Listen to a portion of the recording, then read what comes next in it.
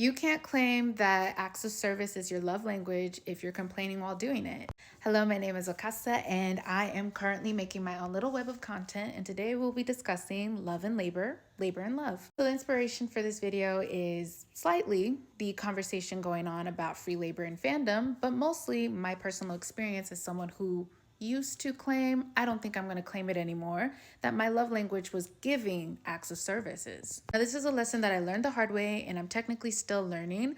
But yeah, as someone who loves to be part of community, so that means I will do my part, and even sometimes I'll do more than my part.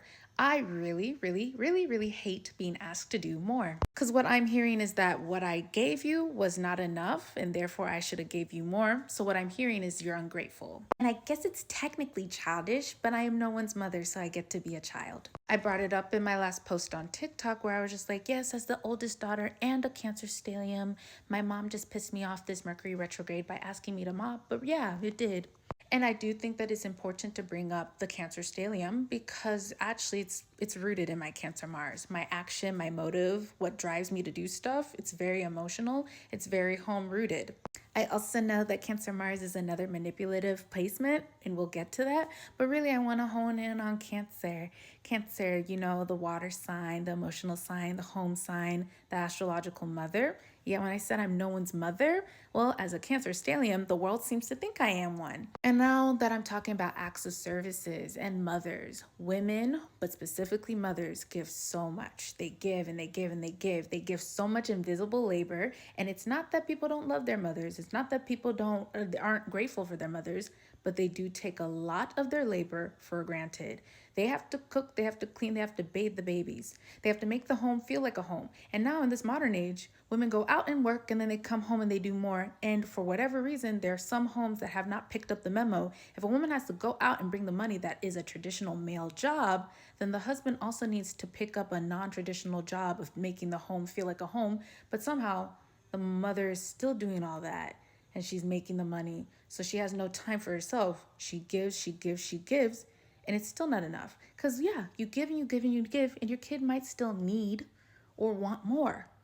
Again, just want to remind you, I'm saying that I no longer think acts of services is my love language. I also registered that maybe I'm not doing this because I love you, but because I want a certain response out of you, which makes it inherently manipulative. If I am doing it because I love you, regardless of your response, essentially I would be happy to still do it. Because I will say that love is free. You know, giving love should be free. But if you hate to give love, then is that really love? I don't think so. So if technically I'm giving acts of service and I'm okay with it, I'm happy about it, but all of a sudden I'm getting a tinge of ungratefulness and now I'm like, oh, I regret this. Now there's a level of resentment and hate.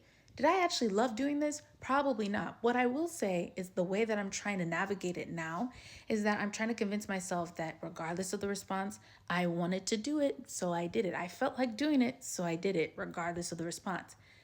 Again, my main problem though is the fact that as someone who is in community, people are going to still need or want more from you. But when I hear that you need more from me, I'm just hearing ungrateful. You're ungrateful. What I gave you wasn't enough. You need more from me. But I know what I gave you was enough because it was more than what I had to give you. I did my part. But back to the people pleasing, because yeah, I do sort of kind of have to register the fact that people pleasing is often emotionally manipulative because you're acting or you're morphing yourself into your, but also no. Because okay, there's one thing that I'm like, I will listen, I will reflect on.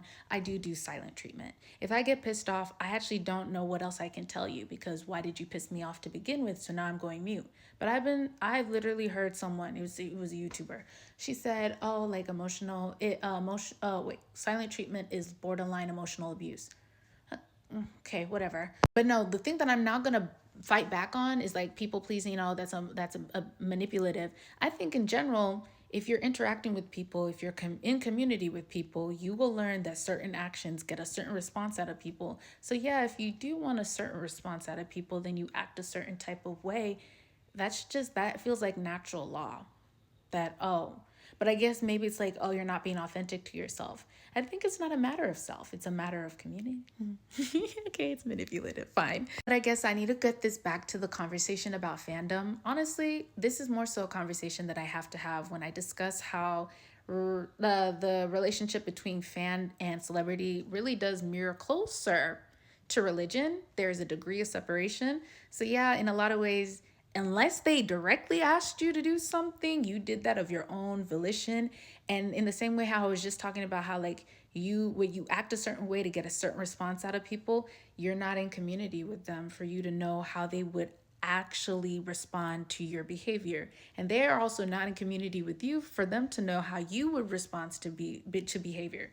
There is a degree there. Y'all are not in community. Therefore, I guess you can be upset, because I mean I'm upset right now and I'm talking about something that has to do with like direct one-to-one community. But I think we just have to be realistic about, maybe it's like, yeah, you did it for free, but they didn't ask you to do that. And also, if you thought you did it because you loved them, now you're upset, then I don't think that's your love language. I mean, I'm not going to invalidate it. I think, yeah, you do have the right to be upset if someone doesn't have the response you were expecting. But also, I feel like real people who have acts of service, like they I don't know, like I feel like they don't respond that way. I don't think it's real love. And again, you're not in community with them. You don't love them. You admire them from afar, but that's not real love. You can't actually love someone you don't know. And I mean, I just said it before, but I just want to go back to that where I said I am no one's mother, because I just sort of kind of want to remind people, right, that if I give and I give and I give and I don't like the response, I'm entitled to take my energy back. And again, maybe silent treatment, that's not the right response. But no, essentially anything that I give you, you can provide for yourself. I'm not leaving you hanging dry, like whatever the phrase is. But no, essentially, like I will give my part. If I give more and I start resenting it, I'm just going to stop giving more. And often, because these are a matter of gravity, people will essentially feel the shift of energy that I have. That's always been the case. And I mean, that sort of kind of sucks, but we're not going to talk about it.